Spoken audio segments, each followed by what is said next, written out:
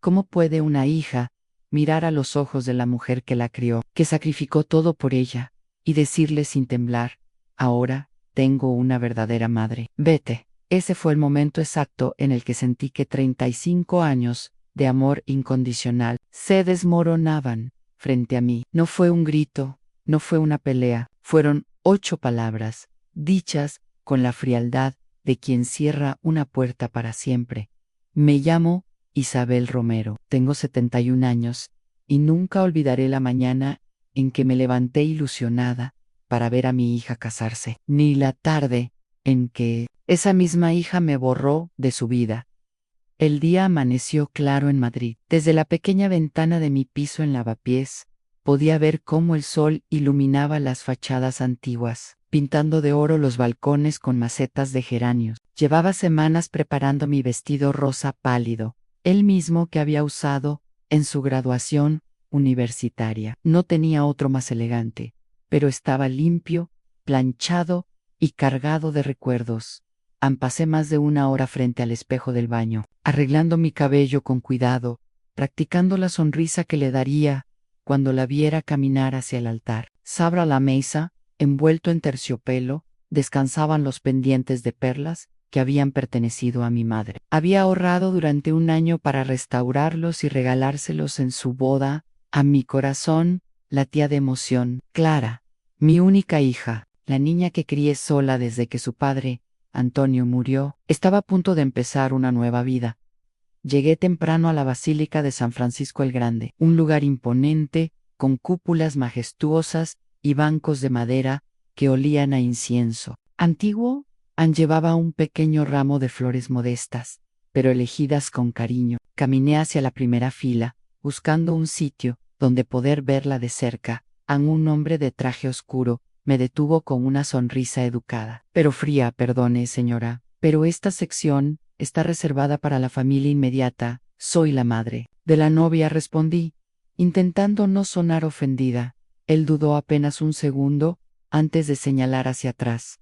Su lugar está en la fila 15. Sentí un nudo en la garganta. Fila 15, como si fuera una invitada cualquiera, como si no hubiera sido yo quien la arrulló cada noche cuando tenía pesadillas, quien trabajó 3 empleos para pagarle la universidad privada, quien hipotecó la casa para cubrir su máster. Encaminé hasta el fondo con la sensación de que cada paso alejaba más a mi hija.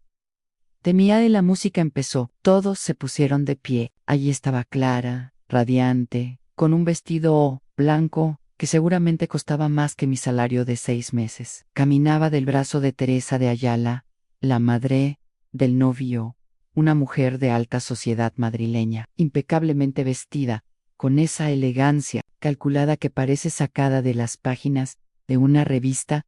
Cuando sus ojos pasaron por la fila donde yo estaba, ni siquiera se detuvieron. Fue como si yo fuera parte del mobiliario, una sombra más en el fondo de la iglesia. Después de la ceremonia, en el gran salón decorado con flores blancas y candelabros de cristal, me acerqué con los pendientes en las manos. Estaban fríos, como lo estaban mis dedos. Clara, mi amor, quería darte esto. Eran de tu abuela, dije, intentando que mi voz no temblara. Ella me miró con una frialdad que me atravesó el alma. Detrás de ella, Teresa sonreía con ese gesto venenoso que ya conocía. Mamá, pronunció, pero la palabra sonó como si le diera asco. Quiero que sepas algo. ¿Qué cosa?, pregunté, sintiendo que el aire a mi alrededor se espesaba. Teresa me ha adoptado oficialmente. Ella será mi madre, de ahora en adelante. Una madre de verdad, que puede darme el estatus que merezco. Mis piernas flaquearon. Clara, no entiendo. Entiendes perfectamente. Ya no te necesito. Se inclinó hacia mí y susurró. Ahora tengo una verdadera madre. Vete en el mundo. Siguió sonando a mi alrededor música, risas, copas brindando, pero para mí todo se detuvo. Las lágrimas me ardían, pero no dije una palabra. Te ayudas, pendiente sobre la mesa, y caminé hacia la salida. Nadie me detuvo. Nadie me siguió en la puerta de la basílica. La luz del atardecer me cegó. Sentí que Madrid entera me daba la espalda en esa noche. de vuelta en mi pequeño piso. Me senté en la cocina rodeada de fotos a Clara, con trenzas en su primer día de colegio. Clara soplando velas en tartas caseras. Clara abrazándome después de una función de teatro escolar. Todas esas imágenes parecían ahora burlas crueles del destino. Repetía una y otra vez la frase que había escuchado: ahora tengo una verdadera madre. Vete, como si mi sangre, mi vida, mis sacrificios no hubieran significado nada. Al día siguiente, me levanté esperando que llamara Ann, una disculpa, una explicación, algo. Pero el teléfono permaneció en silencio. Marqué su número 3 veces. Me mandaba directo al buzón de voz. Le escribí mensajes en Clara. Por favor, hablemos. Soy tu madre. Mi amor, no entiendo qué pasó. Te amo. Sin importar lo que hayas dicho. Nada, en silencio absoluto. Una semana después, un sobre elegante llegó a mi puerta. Era de un bufete de abogados del centro. Al abrirlo, sentí que la sangre se me helaba. Clara había cambiado legalmente su apellido y cortado todo vínculo familiar conmigo. Todos los beneficios, seguros y ahorros compartidos habían pasado a nombre de Teresa Ann.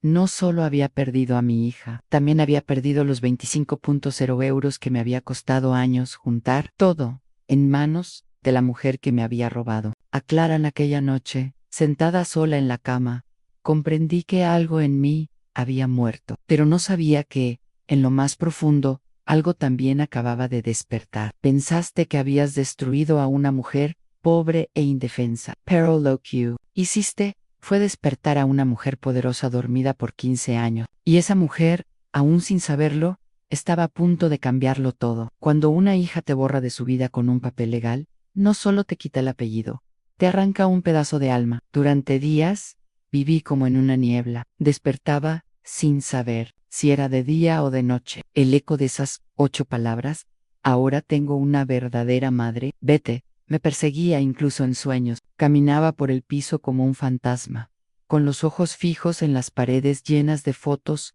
que ya no sabía si quería mirar. En las cartas del banco comenzaron a llegar. Primero fueron notificaciones amables: falta de pago, favor, de regularizer, su situación. Luego, advertencias más serias: el seguro de vida que Clara y yo habíamos pagado juntas ya no estaba a mi nombre. El fondo de ahorros que pensaba usar para emergencias o para unas vacaciones que nunca llegamos a tener había desaparecido. Eran 25.0 euros que me había costado años juntar, trabajando como limpiadora en 3 comunidades de vecinos y haciendo horas extra en un pequeño café de lavapiés. Ahora estaban en manos de Teresa de Ayala.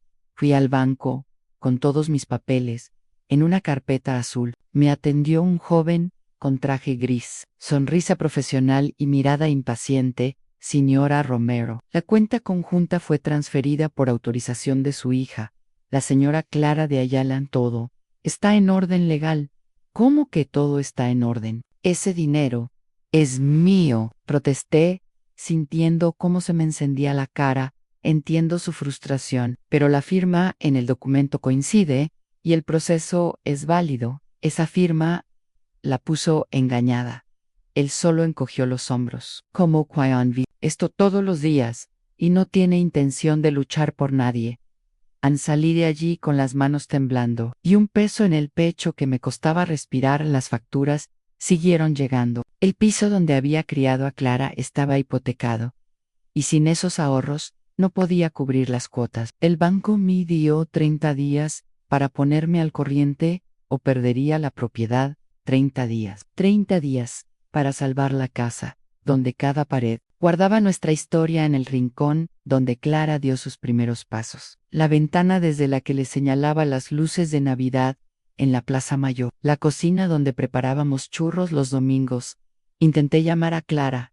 Este número no está disponible, decía la voz automática. Le envié mensajes en Clara: por favor, necesito hablar contigo. No entiendo lo que está pasando.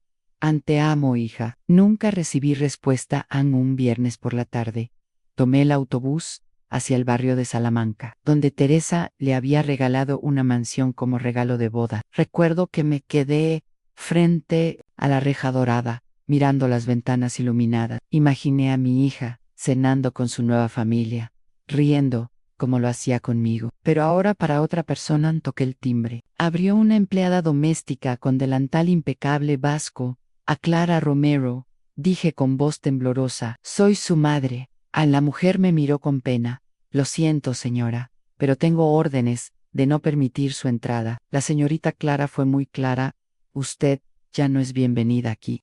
Mis rodillas casi cedieron. Me alejé de esa reja, como quien se marcha de un lugar donde ya no pertenece, sintiéndome más pequeña que nunca. El día que el banco ejecutó la orden de desalojo, empaqué mis pertenencias en 2 maletas viejas. Dejé atrás los muebles, las cortinas, incluso el reloj de pared que había comprado con Antonio en un mercadillo de Toledo. Llevaba conmigo solo lo imprescindible, algo de ropa, un par de fotos y la carpeta azul con documentos. Encontré un cuarto en un hostal barato en Vallecas, 150 € la semana. La habitación olía a humedad, la cama crujía con cada movimiento. Desde la ventana veía la carretera y escuchaba el ruido constante del tráfico en cada mañana.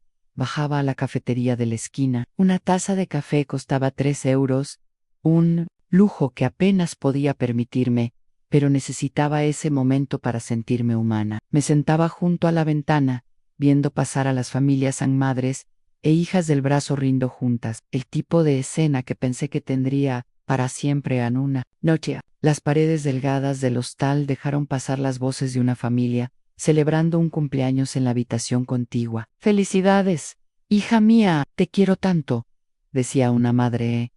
Ese sonido fue como sal en una herida abierta. Me tapé los oídos, pero no pude dejar de escuchar. Me di cuenta de que, más que tristeza, empezaba a sentir otra cosa, una chispa pequeña, fría, pero intensa. No era resignación, tampoco era solo dolor. Era algo más. Pensaste que habías destruido a una mujer pobre e indefensa, pero lo que hiciste fue despertar a una mujer poderosa, dormida por 15 años. Me repetí esas palabras, como un mantra, sin entender del todo de dónde venía esa fuerza nueva. Sabía que no podía seguir así, sobreviviendo de mi pensión mínima, y esperando una llamada que nunca llegaría. Al día siguiente, decidí abrir la maleta vieja, donde guardaba documentos y recuerdos. Extendí todo sobre la alfombra gastada, el acta de matrimonio con Antonio, certificados de nacimiento, escrituras viejas. Al fondo, encontré un sobre grueso, amarillento, sellado por un notario. Lo recordaba, lo había recibido cuando Antonio murió, pero en medio del duelo y la urgencia de criar sola a Clara, nunca lo revisé por completo. En su momento solo vi la primera página, la que hablaba del seguro de vida, y lo guardé pensando que no había más. Con manos temblorosas, lo abrí. Dentro había decenas de páginas. En paz, Elía. Y mi corazón empezó a latir más fuerte. En testamento y última voluntad de Antonio Romero Martínez. A mi amada esposa Isabel Romero, le dejo la totalidad de mis propiedades inmobiliarias. Seguí leyendo. Un edificio comercial en la Gran Vía, valorado en 800.0 €, un terreno de 5.0 metros cuadrados en Marbella, valorado en más de 1 millón. Un apartamento de lujo en la Torre Europa, planta 23, totalmente pagado. Había más a locales, terrenos, acciones and empresas. El valor total superaba los 8 millones de euros. Me quedé paralizada. 15 años había vivido trabajando como limpiadora, vendiendo mis pocas joyas, hipotecando mi casa, mientras era millonaria sin saberlo. Antonio había puesto todo a mi nombre, pero usando un seudónimo para protegernos. Ana Elena Valverde. En la última página había una nota suya: mi querida Isabel, si estás leyendo esto, es porque ya no estoy. Todo lo que compré, lo hice pensando en ti, y en Clara. Usa el nombre de Elena Valverde para manejarlo todo. Confía en el abogado, Enrique Morales. Él sabe cómo ayudarte. Busqué entre los papeles y encontré una tarjeta de presentación vieja. Enrique Morales, abogado especialista en bienes raíces. El número de teléfono aún estaba legible. Me senté en el borde de la cama, con el papel entre las manos. Afuera, la ciudad seguía rugiendo. Dentro, mi mundo se estaba transformando en la mujer que había llegado a un hostal, con 2 maletas y el corazón roto. Estaba a punto de descubrir que tenía las herramientas para cambiarlo. Todo, en el teléfono público del hostal, olía a metal viejo y desinfectante barato. Introduje las monedas, marqué el número que figuraba en aquella tarjeta amarillenta y esperé. Buffet. Morales, buenos días, contestó una voz masculina. Busco al licenciado Enrique Morales. Tragué salivao, soy Elena Valverde. Aún hubo un silencio al otro lado, como si el nombre hubiera golpeado algún recuerdo. Señora Valverde, hemos estado esperando su llamada durante muchos años. El señor Morales puede recibirla. Hoy mismo, a la hora que usted quiera, a las 11:30, estaba entrando en un edificio elegante de la calle Serrano. El mármol del vestíbulo brillaba tanto que podía verme reflejada. Me sentí fuera de lugar, con mi abrigo gastado y zapatos viejos, pero no di media vuelta. En el despacho, Enrique Morales, un hombre alto, de cabello canoso y traje impecable. Me recibió como si estuviera ante una reina. Señora Valverde, dijo, dándome la mano. Su esposo fue un hombre muy inteligente. Construyó un patrimonio sólido, perfectamente legal y a su nombre. Bajo su identidad empresarial, extendió sobre la mesa carpetas llenas de escrituras, contratos y estados de cuenta.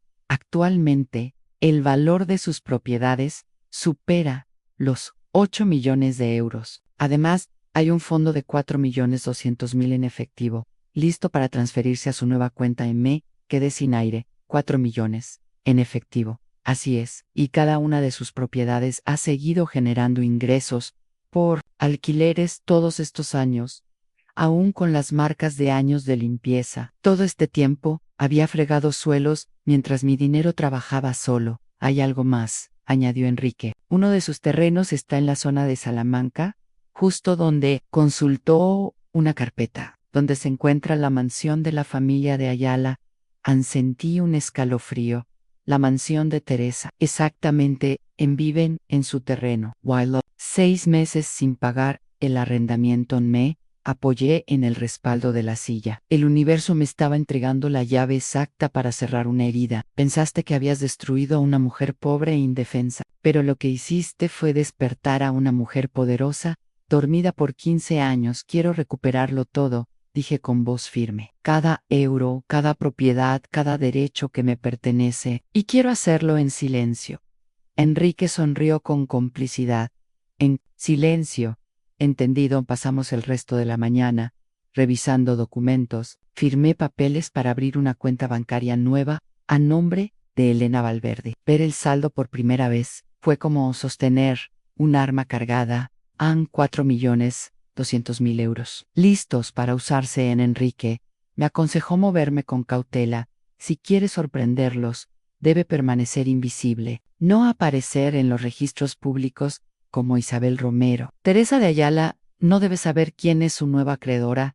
¿Qué tan grave es su situación financiera?, pregunté. Peor de lo que parece. Su empresa de importaciones está en números rojos. Tiene deudas con 3 bancos, hipoteca atrasada y tarjetas de crédito al límite. Me incliné hacia él. Quiero comprar todas sus deudas, durante la semana siguiente. Enrique trabajó como un reloj suizo. Banco Tres Banco. Adquirió los préstamos impagados de Teresa a precio reducido. Con 900.0 euros, compramos deudas que sumaban 1.40.0. Ahora, todo lo que Teresa debía, me lo debía a mí. Mientras tanto, yo me transformaba. Al amanecer seguía siendo Isabel Romero, huésped de un hostal barato en Vallecas, pero por las tardes me vestía con ropa discreta pero de calidad. Me sentaba en cafés de la Castellana y observaba a Teresa y Clara. Desde lejos las veía entrar en boutiques de lujo, salir con bolsas llenas, reír como si fueran madre e hija de toda la vida. Había algo distinto en Clara, más sofisticada, más calculada, y también más vacía. Un martes por la tarde, la seguí hasta un salón de belleza exclusivo en el barrio de Salamanca. Mientras les hacían la manicura, escuché a Clara decir: madre, a veces ni siquiera recuerdo cómo era mi vida antes. Es como si hubiera despertado de una pesadilla. Así debe ser, querida. respondió Teresa con satisfacción. El pasado es solo eso. Me dolió escuchar cómo reducían 35 años de mi vida a una pesadilla. Esa noche llamé a Enrique, quiero que prepare todo para una reunión. Teresa debe saber que su nueva acreedora principal es Elena Valverde, pero no quiero que aún descubra quién soy. Entendido. ¿Cuándo? Cuanto antes. Quiero ver. Suplicar primero la cita quedó fijada para las 3 de la tarde, 3 días después, en la oficina de Enrique. Yo llegué una hora antes y me instalé en una sala contigua con un pequeño micrófono para escuchar cada palabra.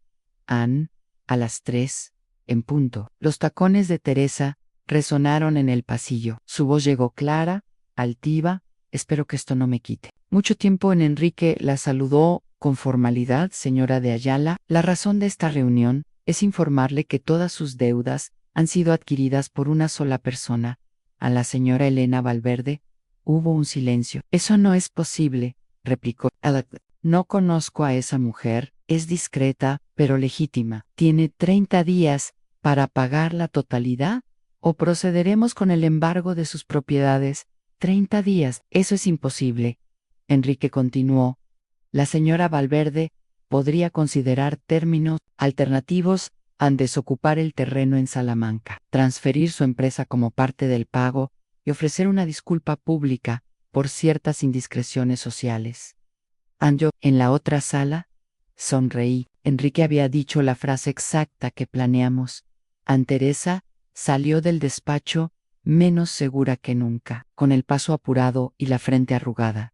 Desde ese momento, la partida había comenzado, y yo tenía todas las fichas. Usted está a punto de conocer el poder real, el que se construye con paciencia e inteligencia. Pasé los 2 días siguientes preparando el escenario. Si Teresa de Ayala iba a verme, no podía encontrar a Isabel Romero, la mujer que ella humilló, en una iglesia. Tenía que encontrarse con Elena Valverde, una empresaria poderosa, dueña del suelo bajo sus pies y de cada deuda que la asfixiaba. El apartamento de lujo de la Torre Europa, uno de los inmuebles que Antonio me había dejado. Ordené que limpiaran hasta el último rincón. Coloqué una mesa de juntas en la sala principal, con 2 sillas enfrentadas y una carpeta negra sobre el cristal. Las paredes lucían arte moderno, sobrio, nada ostentoso. Quería proyectar control, no exceso. Fui al salón de belleza más exclusivo, de la Castellana, peinado elegante, maquillaje profesional, gafas de diseño que enmarcaban mi mirada. Vestí un traje de negocios azul oscuro, ajustado y de corte impecable, acompañado por unos tacones discretos. Al mirarme al espejo supe que Teresa no reconocería a la mujer que le abrió la puerta del piso en Lavapiés hace años. A las 5 en punto. El timbre del apartamento sonó. Desde la cámara de seguridad, la vi en el pasillo, revisando su peinado, ajustándose su chaqueta color rosa empolvado. Llevaba sus mejores joyas. Como si eso pudiera imponer respeto, esperé exactamente 2 minutos antes de abrir la puerta. Señora de Ayala, dije con voz neutra. Soy Elena Valverde. Evaluó de arriba abajo, buscando pistas sobre quién era esta mujer que ahora controlaba su destino. No encontró ninguna. Mucho gusto, señora Valverde. Gracias por recibirme. Pase, le indiqué, guiándola hasta la mesa de juntas. Se sentó con una sonrisa ensayada. Creo que hay un malentendido sobre mi situación financiera. Empezó. No hay malentendidos. La interrumpí. Sus deudas están perfectamente documentadas. A 1.400.000 euros. En total, sus labios se tensaron. Es solo que estos últimos meses han sido difíciles. Mi empresa está quebrada, dije, sin rodeos. Lleva 2 consecutivos. En números rojos. Se removió en la silla. Usted ha investigado mucho sobre mí. Investigo a todas las personas que me deben sumas significativas. Es una práctica sensata. Intentó recuperar la sonrisa, inclinándose hacia adelante. Soy una mujer influyente en Madrid. Tengo conexiones importantes. Podríamos llegar a un acuerdo que nos beneficie a ambas. ¿Qué tipo de acuerdo? Puedo pagarle una parte ahora y el resto en cuotas. Y puedo presentarla en los círculos sociales correctos. Una mujer de negocios como usted me está ofreciendo conexiones sociales como forma de pago. Pregunté. Con una sonrisa fría vaciló. En nuestro nivel social, las relaciones son tan valiosas como el dinero. Nuestro nivel social, repetí lentamente. Dígame, señora de Ayala, ¿qué sabe usted sobre mi nivel social? Su gesto se endureció. Es obvio que es una mujer exitosa, educada, refinada. ¿A diferencia de quién, señora de Ayala? Perdón, no entiendo. Me pregunto si usted considera que todas las mujeres merecen respeto, independientemente de su origen o situación económica. Por supuesto, yo respeto a todas las personas, todas, incluso a las madres trabajadoras que crían solas a sacia, incluso a las que trabajan limpiando para pagar la educación de sus hijos. La incomodidad en su rostro fue evidente. No entiendo a dónde quiere llegar. Me incliné hacia ella. Sé que convenció a una joven para que abandonara a su madre biológica, para adoptarla legalmente. Sé que la persuadió para que cambiara su apellido, le transfiriera sus ahorros y la tratara como a una extraña. Su cara perdió color. Eso es un asunto familiar privado, repetí. Una humillación pública en una boda no es precisamente privada. Sus ojos se abrieron de golpe. ¿Cómo sabe usted? Sé muchas cosas, señora de Ayala, y ahora va a saber algo más. Me levanté despacio, rodeé la mesa y me situé frente a ella. Esa mujer a la que humilló en San Francisco el Grande, esa mujer pobre e indefensa que usted creyó destruir. Era Joan. El silencio se volvió pesado. Teresa me miraba sin pestañear, como si intentara reconocer en mí a Isabel Romero, y no pudiera. No, no es posible. Soy ambas. Isabel Romero, la madre a la que robó a su hija, y Elena Valverde, la empresaria que ahora posee su casa, su empresa, y cada deuda que la ahoga. Retrocedió un paso, chocando con la silla. Usted está loca. No, estoy muy cuerda. Y, por primera vez en años, tengo el control. Me observó como un animal acorralado. ¿Qué quiere de mí? ¿Venganza? ¿Dinero? Quiero que sienta lo que yo sentí. Quiero que experimente la pérdida, la humillación, el abandono. Sus ojos comenzaron a llenarse de lágrimas. Puedo devolverle a Clara. No es una propiedad que se devuelven. Se derrumbó en la silla. Ella nunca le creerá. ¿Está feliz con su nueva vida? ¿Feliz? Esbocé una sonrisa amarga. Sé lo que le dijo ayer por teléfono, que está aterrorizada de volver a esa vida. La vida conmigo, como si el amor incondicional fuera una vergüenza. No respondió. Saqué de la carpeta los documentos que lo demostraban. Todo. Escrituras, contratos de arrendamiento, registros y deudao. Los coloqué frente a ella. Usted pensó que había ganado, pero lo que realmente hizo fue despertar a una mujer poderosa que había estado dormida durante 15 años. Se levantó con brusquedad. Rafaela, corrigió Clara. ¿La perdonará? Eso no lo decide usted. Será ella quien elija de qué lado estar. Cuando llegue el momento. Me incliné sobre la mesa, mirándola a los ojos. Tienes 72 horas para desocupar el terreno en Salamanca y el edificio de su empresa. Después, procederé con el embargo total. Su respiración se volvió agitada. Esto es una ejecución. No, señora de Ayala. Esto es justicia. Acompañé hasta la puerta sin decir más. Antes de salir, se volvió. ¿Se arrepentirá? Puede que sí, pero al menos, cuando me arrepienta, será desde una posición de poder. La puerta se cerró con un clic seco. Me quedé sola en el apartamento, observando el reflejo de la ciudad en las ventanas. Sabía que esa no sería nuestra última conversation, pero la próxima vez habría otra persona en la sala, a mi hija Anne, y ese sería el verdadero momento de la verdad. No habían pasado ni 24 horas desde que Teresa de Ayala salió destrozada de mi apartamento en la Torre Europa. Cuando Enrique me llamó, señora Valverde, la señora de Ayala ha hablado con su hija. La conversación fue intensa. Creo que querrá escucharla. A mi investigador privado había registrado la llamada. Me senté en el escritorio con un cuaderno abierto, como si fuera a tomar apuntes en grabación clara. Tenemos un problema grave. La voz de Teresa sonaba alterada. ¿Qué pasa, madre? Una mujer llamada Elena Valverde ha comprado todas nuestras deudas. ¿Quiere el pago completo en 30 días o nos quita todo? Nunca he oído ese nombre. ¿Cuánto dinero? 1.400.000 euros. Madre, ¿de dónde vamos a sacar esa cantidad? No lo sé. Ah, y lo peor. Me reuní con ella. Es fría, calculadora, y creo que sabe demasiado de nosotras. Hubo un silencio largo. Madre, seguro que no hay nada que me estés ocultando. No, nada, pero yo sabía que Teresa no se atrevía a pronunciar mi verdadero nombre. Hongo. Colgué la grabación con una mezcla de calma y anticipación. Clara no tenía idea de que Elena Valverde era Isabel Romero. Pero la duda ya estaba sembrada.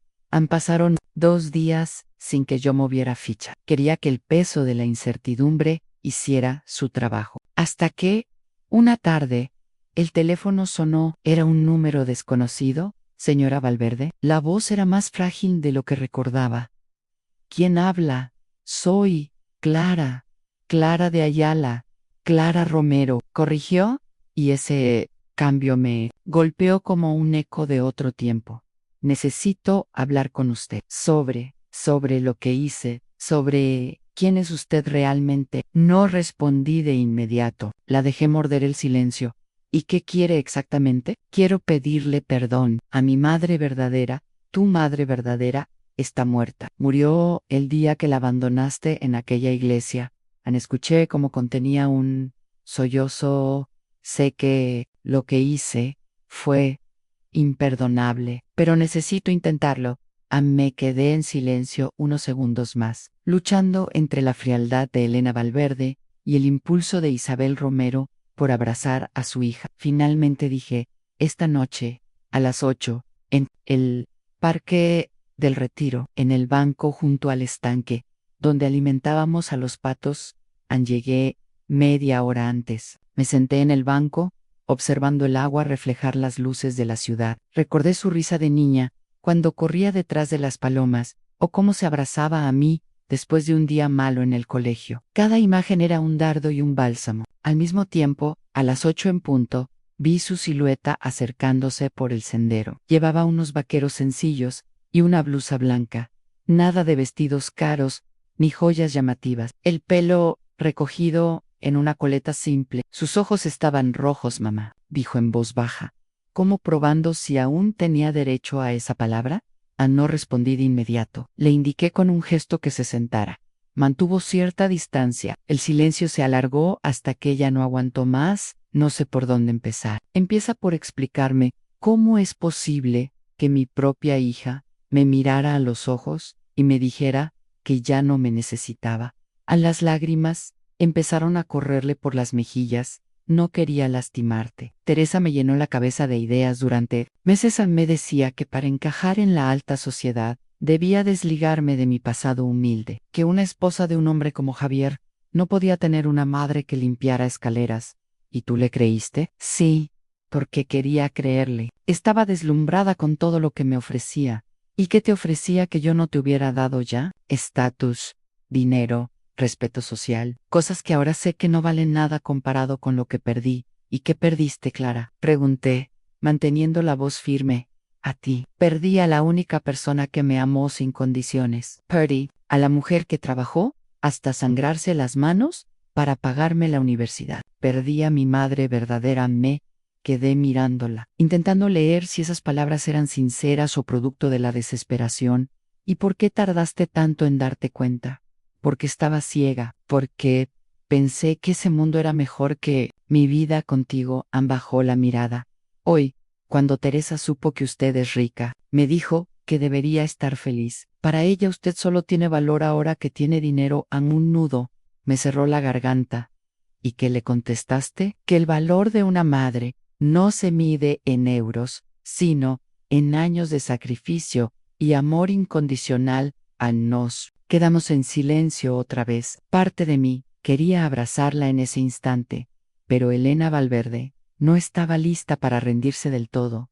¿Sabes cuánto dinero perdí por culpa vuestra? Los 25.0 euros que ahorré durante años transferidos a Teresa cuando cambiaste de apellido. Por culpa de eso terminé en un hostal baratonce.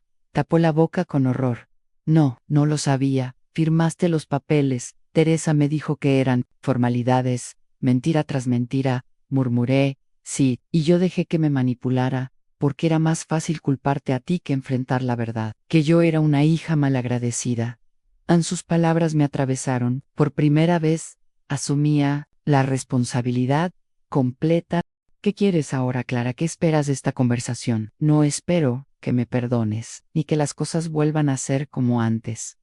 Solo quería que supieras que lo sé, que entiendo la magnitud de lo que hice y que haría cualquier cosa por poder deshacerlo. ¿Cualquier cosa? Sí. ¿Renunciarías a tu vida con Javier? ¿A tu lugar en ese mundo? Sí. Prefiero ser pobre contigo que rica sin ti. Sentí algo parecido a una grieta en la coraza de Elena Valverde. Pero no la dejé romperse del todo. Tendrás que demostrarlo. Mañana por la mañana voy a la mansión de Salamanca con la orden de desalojo. Si quieres probar de qué lado estás, estarás allí. Se levantó despacio. Estaré en la vi, alejarse por el sendero. La brisa nocturna traía el olor de los tilos. En Florón, por primera vez en mucho tiempo, sentí que tal vez esta guerra no terminaría solo con ruinas, sino con algo que valiera la pena reconstruir en la mañana siguiente. El cielo sobre Madrid estaba claro y frío. Llegué a la mansión de Salamanca a las 9 en punto, acompañada por Enrique, 2 oficiales judiciales y una carpeta con todos los documentos legales. Vestía el mismo traje azul oscuro del día que enfrenté a Teresa. Hoy no era Isabel Romero, ni siquiera solo Elena Valverde, era ambas, en equilibrio, a la mansión que antaño me imponía. Ahora era solo ladrillo y piedra, construido sobre mi terreno. Un símbolo hueco. Teresa abrió la puerta antes de que tocáramos el timbre. Parecía una sombra de sí misma en ojeras profundas, pelo sin arreglar, la misma ropa arrugada del día anterior. Buenos días, señora Dialala, dije con voz profesional. Venimos a ejecutar el desalojo legal de esta propiedad. ¿Esto es injusto?, respondió con voz ronca. Está usando su dinero para vengarse. Estoy usando mi dinero para recuperar lo que legalmente es mío. Usted violó el contrato de arrendamiento 6 meses seguidos. La ignorancia no anula las obligaciones contractuales. Entramos. Algunas maletas estaban preparadas, pero la mayoría de muebles y decoraciones seguían en su lugar. Los oficiales comenzaron a inventariar bienes embargables. «Donji, ¿está Clara?», pregunté. «No lo sé. Se fue anoche después de una discusión y no ha regresado». «¿Qué discusión?». «Dice que quiere volver con usted, que esta vida no vale la pena si significa perder a su madre verdadera». ¿Y qué le contestó? «Hugh está siendo manipulada emocionalmente, como usted la manipuló a ella», repliqué. En Teresa apretó los labios. «Yo le di oportunidades que usted nunca podría haberle dado». «¿Con qué dinero, Teresa?». «Su empresa está quebrada, sus tarjetas al límite, su hipoteca en mora. Todo lo que le dio a Clara fue construido sobre deudas». En ese momento, se oyó el ruido de un taxi en la entrada. Clara bajó con una maleta pequeña y el paso decidido. Vestía igual que la noche anterior, sencilla, sin joyas. Entró directamente en el salón, donde yo estaba sentada. «Señora Valverde», dijo formalmente, y luego se volvió hacia Teresa. «Vengo a buscar mis cosas. Me voy de esta casa». «¿Qué estás diciendo?». Teresa se levantó de golpe. «Lo que debería haber hecho hace meses. Elegir a mi verdadera familia». «Te está usando», insistió Teresa. «Está manipulando tus sentimientos para controlar tu vida». Clara la miró con calma. «La única que me manipuló fuiste tú. Me convenciste de que el amor de mi madre no era suficiente porque no venía con estatus social». Se giró hacia mí. «Sé que no tengo derecho a pedirle nada, pero si existe alguna posibilidad de recuperar a mi madre, haré lo que sea, incluso dejar mi matrimonio, incluso renunciar a todo lo que Teresa te prometió? Sí, prefiero la verdad contigo que la mentira con ella. Teresa intentó intervenir. Estás cometiendo un error. El error lo cometí cuando te creí, respondió Clara, con firmeza. Me diste una prisión dorada.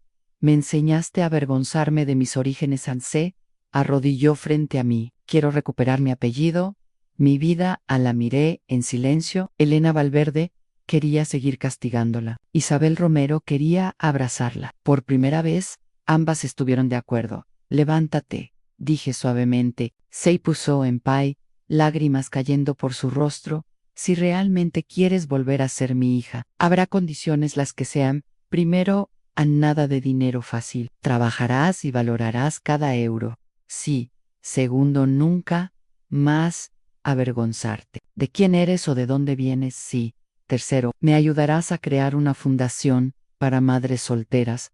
Mi encantarie.me Geyer Hash. Teresa puede quedarse en esta casa una semana más para encontrar otro lugar. Después, la propiedad se destinará a la fundación. Es más de lo que usted me dio a mí. No respondió. Solo se dejó caer en el sofá. Derrotada, Clara y yo salimos juntas. El sol de la mañana nos envolvía. Ella se quitó los pendientes de oro y los guardó en el bolsillo. ¿Sabes qué es lo primero que quiero hacer?, preguntó. ¿Qué? Ir a nuestro café de siempre y escucharte contar todo, no solo como Elena Valverde, sino como mi madre. Perfecto. Pero tú pagas el café con tu primer sueldo. Se rió, y por un instante volvió a ser la niña que abrazaba a su madre después de una obra de teatro escolar. 6 meses después, la Fundación Isabel Romero ayudaba a más de 200 madres solteras en toda España. Clara trabajaba como coordinadora, ganando un salario modesto, pero honesto. Teresa se había ido a un pequeño piso en las afueras. Yo había recuperado mi patrimonio, sí, pero lo más importante, había recuperado a mi hija. Te perdono, hija mía, pero sobre todo, me perdono a mí misma. Gracias por acompañarme hasta el final de esta historia. Ahora quiero preguntarte, si estuvieras en mi lugar, ¿hubieras dado otra oportunidad a quien te traicionó o hubieras cerrado esa puerta para siempre?